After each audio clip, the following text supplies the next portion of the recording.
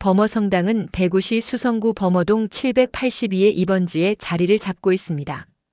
천주교 대구 대교구 주교자 범어 대성당, 이것이 이름인지는 천주교 신자가 아니어서 잘 모르겠으나 범어성당으로 약칭하고자 합니다. 수성구의 범어천을 따라서 좌우편의 남쪽에서 북쪽으로 서북쪽으로 흐르는 범어천을 거두는 형태로 입지를 한 지역이 몇 군데가 있는데 이들 장소는 특별히 상업 공간으로서 뛰어나다고 하겠습니다. 범어성당은 그 중에서도 범어천을 따라서 형성된 몇 곳의 터 중에서도 뛰어난 곳이어서 관심을 가지기에 충분했습니다. 범어성당의 시작은 1925년 5월 20일 황청동 홈골의 계산본당이 관할하는 은곡 공소를 설립한 것이 시작이라고 해야 하겠습니다. 이 지역은 옛적에는 수성면 황청동이었으나 후에 행정명 개편이 있었습니다. 임진왜란 당시에 이곳으로 피난한 의병장 손천울이라는 사람이 마을을 개척하면서 곡식을 심으니 푸른 산이 주위를 에워싸고 들녘이 황금 물결을 이루었다고 해서 황청이라고 하였으나 황천과 발음이 비슷하여 1977년 12월 대구시 수성구 황금동으로 동명을 바꾸어서 오늘날까지 사용되고 있습니다. 1945년 11월 범어동 782의 2번지에 있던 일본인 신사 건물에서 범어공소가 출범했습니다. 1945년 12월 계산본당에서 삼덕본당으로 공소 관할지가 변경됐습니다. 1948년 2월에 범어공소 건물 신축을 시작하여 1951년 3월 10일에 범어공소에서 본당으로 승격해서 오늘에 이르게 된 것이 초기 개소의 계략입니다. 이 일대를 관할하는 데 초대 주임 신부로 권영조 마르코 신부가 부임해서 지금은 16대 신부가 심우하고 있습니다. 범어성당은 100여 년의 역사와 함께 건물도 아름답습니다. 일본인 신사가 있던 곳에 자리를 잡은 것도 한국인으로서는 의미가 있고 이 터가 풍수지리 측면에서 괄목할 만한 터여서 더욱 의미가 깊다고 하겠습니다. 심룡. 이곳의 내룡맥을 설명하자면 비슬지맥의 행룡을 살펴야 합니다. 비슬지맥이 상원산에 이르게 되면 한가지맥이 북쪽으로 갈라져 나와서 동악산을 지나 병풍산에 이르게 됩니다.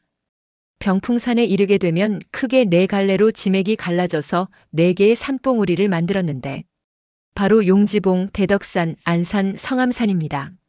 산이 하나 솟으면 그 역량에 크고 작은 차이가 있을 수는 있어도 그 산의 성정을 닮은 혀를 맺게 됩니다. 이 네 줄기 가지맥 중에서 용지봉으로 가는 맥과 대덕산으로 가는 맥이 중요합니다.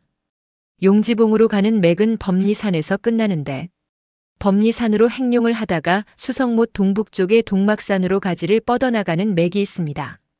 이곳을 지나서 이어지는 맥은 옛날에 황금동 들판을 북쪽으로 가로질러서 범어천을 끌고 대구중앙고등학교에 이르러서 멈추게 됨으로써 범어성당에서 보면 안이 됩니다. 그래서 중요한 역할을 하는 맥이 됩니다. 대덕산으로 가는 용맥은 행룡을 하면서 여러 갈래로 갈라지는데 첫 번째 갈라져 나오는 맥은 무악산으로 갔다가 남쪽으로 내려오는 맥입니다. 두 번째로 갈라져 나오는 맥은 두리봉에서 경북고등학교 뒤편을 돌아서 국립대구박물관 뒤편을 돌아서 범어공원을 지나 북쪽으로 향하는 맥인데 이 맥 끝에 범어성당이 자리를 잡고 있습니다. 범어성당에 대한 얘기를 하고자 하니 다른 가지맥이나 이후의 용맥에 대해서는 설명을 생략하여야 하겠습니다. 범어공원을 지난 용맥이 북쪽으로 이어지다가 마지막에 봉우리가 나지막하게 솟았습니다. 옛 지도를 보면 그 너머에는 범어못이 있었습니다. 우측으로 고개를 돌린 곳이 지금의 대구 KBS인데 자리가 좋아서 자꾸만 쳐다보게 되는 곳입니다. 좌측으로 행룡을 해서 범어성당에 이르게 됩니다. 우측에는 범어못이 있어서 암공수가 되었으나 지금은 범어천 일부도 복개를 하고 범어못도 없애고 범어내거리가 되었습니다. 많은 변화가 있었음을 보여주지만 범어성당은 변함없이 한자리를 지키고 있습니다.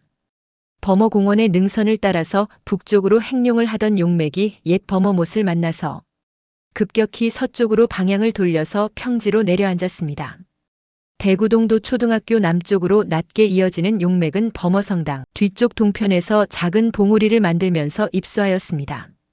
범어천을 바가지로 물을 퍼올리듯이 방향을 서남쪽으로 돌면서 멈추어 섰습니다. 80년 전 1945년 11월 범어성당이 이곳에 있던 일본 신사를 밀어내고 자리를 잡은 이래로 부귀를 겸하여 신자들에게도 중요한 역할을 하고 있습니다. 이 성당에는 돈 많은 사람들이 많이 다닌다고 대구에서도 소문이 나 있는 성당입니다. 종교인에게도 이런 것을 중요하게 여길지는 모르겠지만 범어성당의 터가 그런 부자 상업 공간과 밀접한 연관성을 맺고 있어서 한마디 덧붙였습니다. 심수. 만촌동 형제봉에서 흘러오는 물과 작은 산들 사이 골짜기에서 흘러오는 물들이 범어내거리에 있던 범어못에서 모였다가 범어천으로 흘러들어갑니다.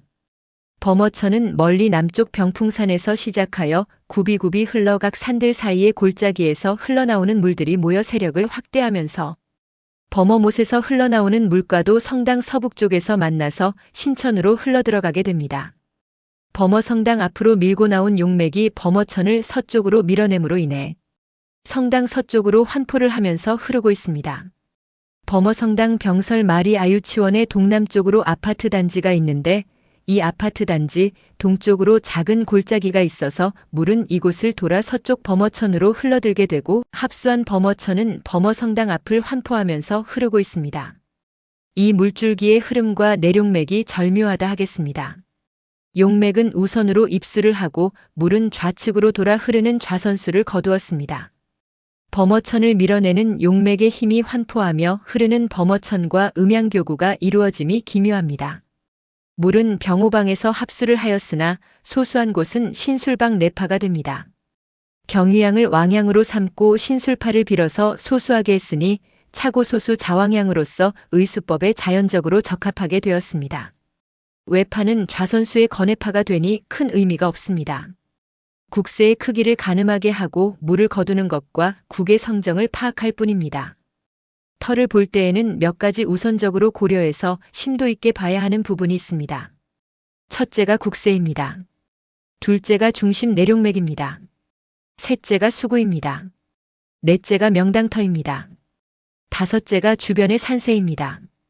이 다섯을 우선적으로 보고 터를 만드는지의 여부를 판단한 후에 터의 역량, 성정, 발음의 성격과 정도, 발음을 받는 자 등을 면밀히 살펴서 기륭을 판단을 하여야 합니다.